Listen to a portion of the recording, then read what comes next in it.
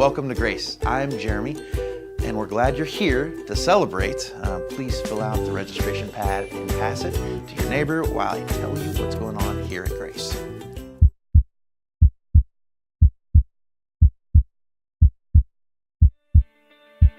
Missions has always been part of our DNA. When we planted Grace Evangelical Church, that was always part of the vision.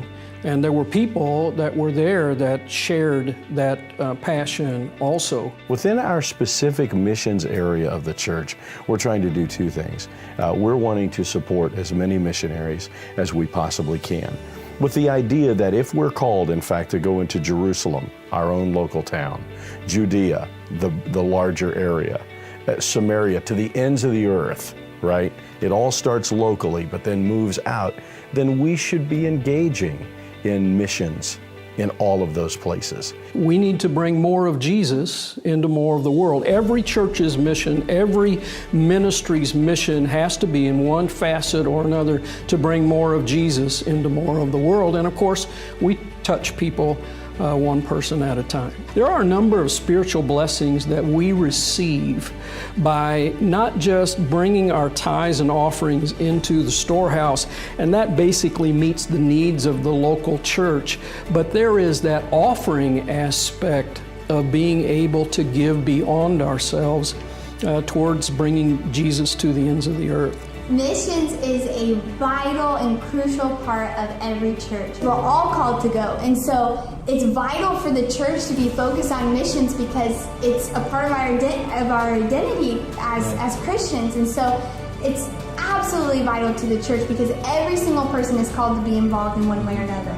The scripture says that we are co-laborers with Christ and that we are ambassadors of God, and we get that great privilege, that opportunity to go partner with Jesus and do what he wants to do in the world until every single person, until all nations have heard this good news of Jesus. We get to join with Jesus in sharing his love with others. Yeah. And so we see missions being such a vital part of the church as a whole. It's good. It's necessary. Yeah. There have been times in my life where I began to weep when I was on a mission field because I began to feel and see what I had never felt or seen before. That's the value of a missions experience. Missions is not a program in the church. It's the program of the church. And all of the individual programs within the church should all be pointing to that same purpose. Come. The Spirit and the bride say, come. We are seeing, the church is seeing amazing expansion in places that we wouldn't dream there would be conversion to Christianity. And so much of that is what I love about our missions conference. When once a year we rotate and bring some of our missionary partners, a handful of these 49 families are going to come back to our church and they're going to say, okay, here's what's going on. Here's what we're seeing. Here are the lives that are being transformed, and telling those kinds of stories of where the money's going, of what they're doing and what they're seeing on a spiritual basis. That's what our missions conference is all about, to see what God is doing in the world. Our missions conference is coming up, and I want to encourage you to be a part of it and to block off segments of that week to be involved in what God's doing around the world.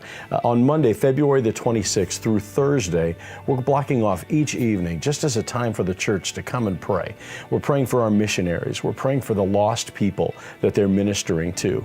We're praying for our church that we might engage in mission more than we ever have at any other time because the need is so great. Then beginning on Friday, March the 2nd, and lasting through Sunday, March 4th, every evening and every morning and every afternoon, there's something going on, and all of those details are spelled out for you in the brochure. There are some things that are focused solely on our children, and how can we engage our kids in God's mission to reach the world, and some that are congregation-wide, some events for our youth. But I want to encourage you, Missions Conference 2018, to come and be a part of what God's doing around the world.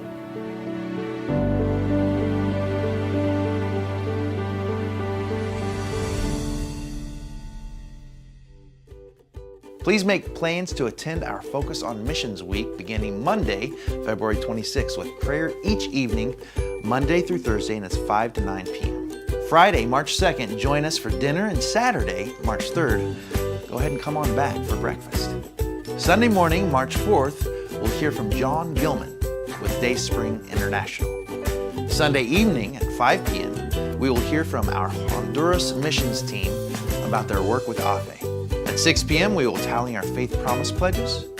You will be blessed when you attend any of these events coming up. Hope to see you there. Tonight in the library at 6 p.m., our Sunday evening Bible study and prayer will look outside of the book of Daniel and see how King Jehoshaphat faced an overwhelming situation and how God responded. Next Sunday, we'll end our study in the Daniel prayer.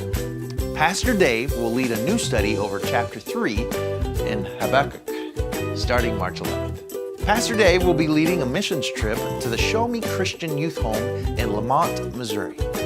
He wants to encourage anyone over 50 to sign up for this missions trip. The cost will be between $120 and $130. The youth home is a little over 2 hours away, and it is a great opportunity to pour into the lives of children alongside other Christians.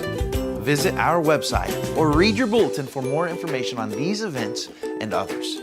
Thank you for joining us this morning, and God bless you. Have a great week.